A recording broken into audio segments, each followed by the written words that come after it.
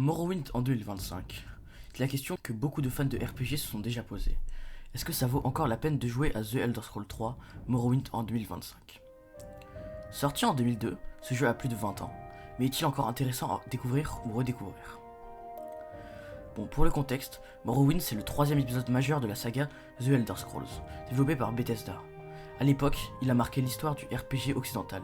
Un monde ouvert immense, une liberté d'action incroyable et un univers très différent de la fantasy classique qu'on retrouve souvent.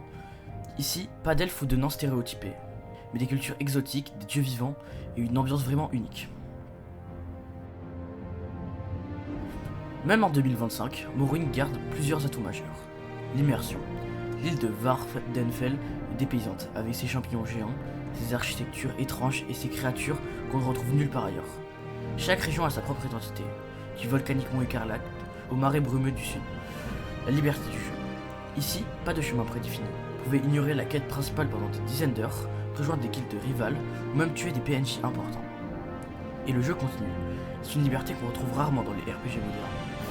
La progression à l'ancienne. Vos compétences augmentent uniquement si vous les utilisez. Vous voulez être un maître épéiste? Il faudra vraiment vous battre à l'épée. Préférez la magie? Lancez vos sorts encore et encore. Cela rend chaque personnage unique et personnel. La richesse du lore. Morrowind est un trésor pour les passionnés de lore. Des centaines de livres à lire, des légendes locales, des dieux vivants et une politique interne complexe. C'est un Elder Scroll qui prend le temps de vous plonger dans sa culture étrangère. La communauté de modding. C'est probablement le plus gros point fort aujourd'hui.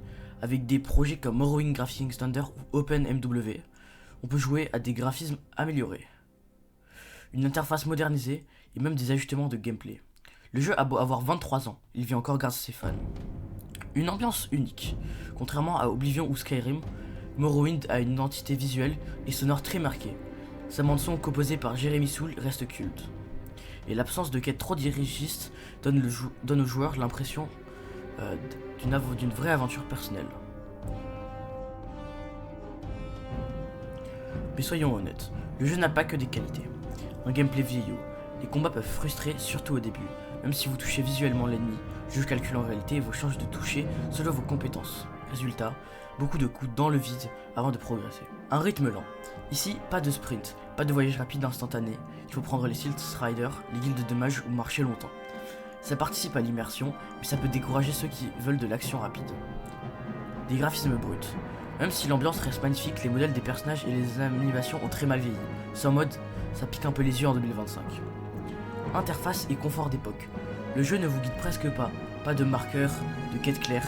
Il faut lire les dialogues et suivre les directions données. Certains adorent ça, d'autres trouvent ça fastidieux. Un jeu exigeant. Morrowind ne cherche pas à être accessible.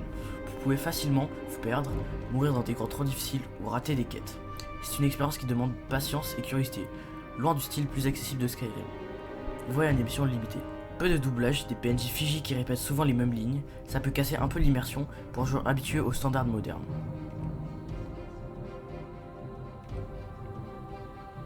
Alors, est-ce que ça vaut encore le coup en 2025? La réponse est oui, à condition de savoir dans quoi vous vous lancez. Morrowind est un jeu exigeant, un peu rugueux, mais aussi incroyablement riche et unique. Si vous êtes prêt à dépasser son âge et à installer quelques mods, vous pouvez découvrir l'un des RPG les plus marquants de l'histoire du jeu vidéo. En bref, pour les curieux et les passionnés de RPG, Morrowind vaut toujours largement les détours en 2025. Et vous, avez-vous déjà joué à Morrowind?